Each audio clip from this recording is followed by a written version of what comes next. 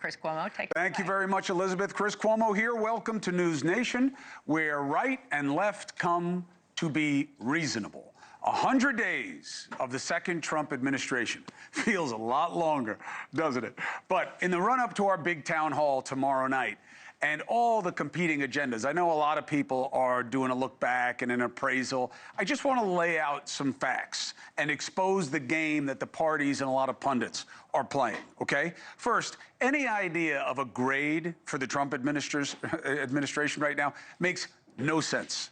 Clearly incomplete is the only reasonable appraisal. The right is saying he's killing it. The left is saying he's killing the country. But all each cares about is advantage over the other.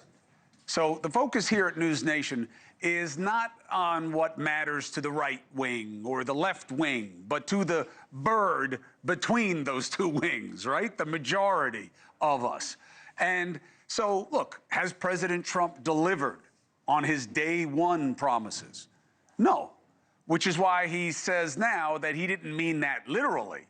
He just, said that it would be a priority, those pledges on day one, which is exactly what I told you he would say, because I know the president and I know the game. But at the same time, this criticism that the Trump administration has kind of sprung a bunch of surprises on us as an agenda is nonsense. This is what he said he would do. On day one, I will launch the largest deportation program in American history. I will invoke the Alien Enemies Act of 1798. And I will pass landmark legislation that will be known as the Trump Reciprocal Trade Act. If India, China, or any other country hits us with a 100 or 200% tariff, we will hit them with the same exact tariff. On day one, I will order every federal agency to begin identifying large chunks of their budgets that can be saved through efficiencies and waste reduction using impoundment. So, fact, he didn't just start making it up right now. He's been campaigning on this all along, and one of the weaknesses of the Harris campaign was that she did not have competing policy platforms, all right? Now, what to me was a surprise, it was that the administration would throw so many balls in the air at once. But they did, trying to end 2 wars and now agitating a 3rd conflict with Iran, at the same time starting a trade war with everyone, including allies and key customers, and a war on the balance of power at home in an effort to change the composition of the country by himself. And those are the key words, by himself. And here's why. With each and every one of these agenda items, the surprise is not that the president is attempting these things. He campaigned on exactly that. And you voted for it, okay? A majority of voters who voted for him. And remember, most people I know, I don't know about you, but the people I know who voted for Trump did so for the policies, more so than for the person. These are the policies. Now, the problem is they and he are now suffering from the same problem. These ambitions, some of them are worthy to the majority of this country, but they all have the same inadequacy, an obvious lack of strategy. It should also be no surprise that the president never articulated a quality strategy on how to do any of this. His pedigree does not reflect well on his ability to manage a crisis in his personal life or as president during the pandemic. And while he brags about who's around him, whoever they are led us into a very precarious place. For example, Trump campaigned on using the Alien Enemies Act. He just didn't have people around him with a good feel of the legal sufficiency of using that law, and didn't have a plan B that would play out when he got stuck in the courts, which they had to see coming. They had to see it as a roadblock. Same with the Impoundment Act for cutting federal funds. Good talking point, not an easy lift, given the constitutional powers given to Congress, not the president. The president's main weakness to this point is arguably going it alone. Mr. Trump clearly agrees with the Project 25 agenda of expanding the executive, But again, it's a good talking point that doesn't make it legitimate policy. Trump can sell himself as a deal maker, but he has not shown it with the people he needed to make a deal with to get most of this stuff done. Congress. He has passed no large-scale legislation despite controlling the numbers. I was surprised by that. He's only had 5 bills that he's signed. 2 of them were related to culture war issues. One was about deepfake porn, and the other one was the Laken Riley Act, which, look, one is too many. When someone who's not here legally kills someone, especially someone like Laken Riley.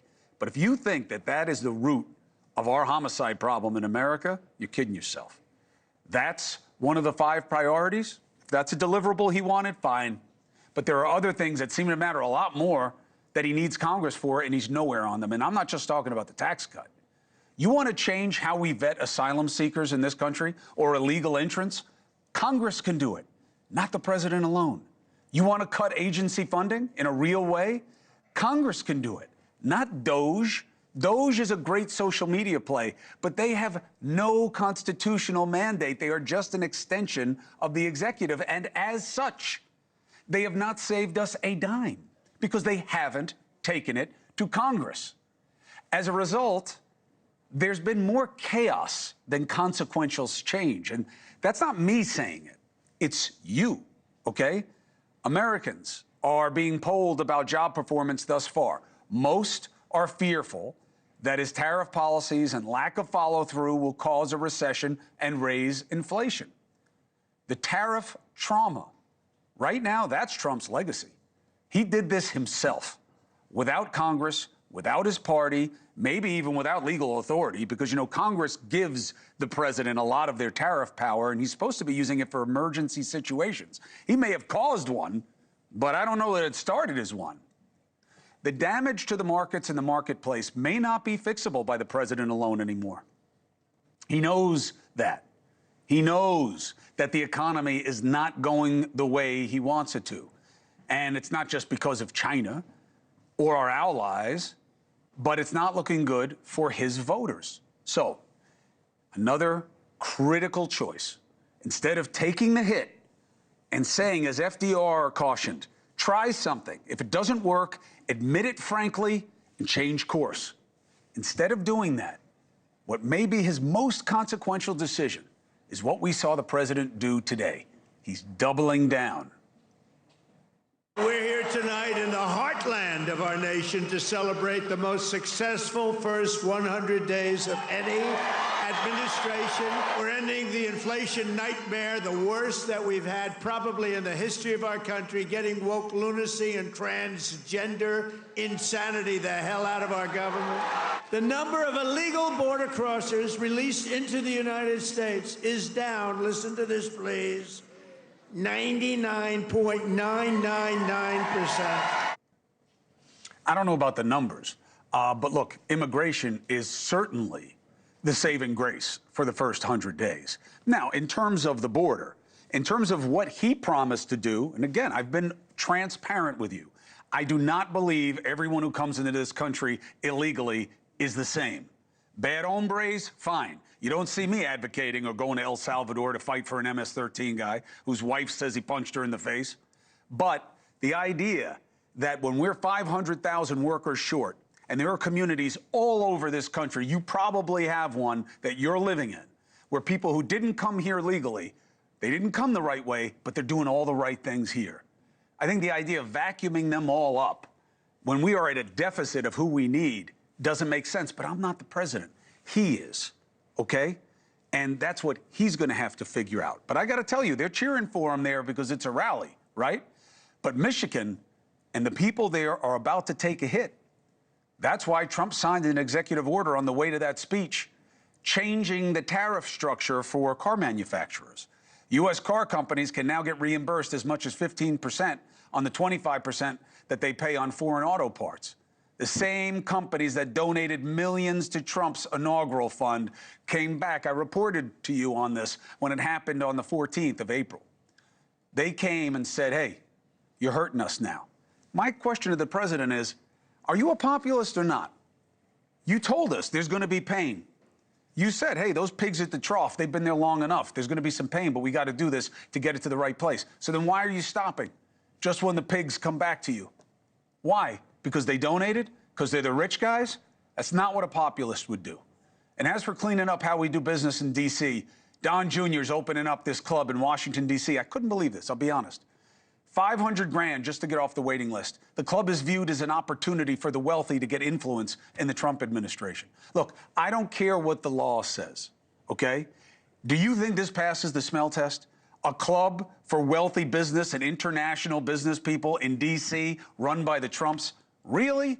With all the people struggling and the need to focus on so much in this country that needs change, you really got to be trafficking in crypto coins and having dinner with the main holders and run a business like this? You really need the money?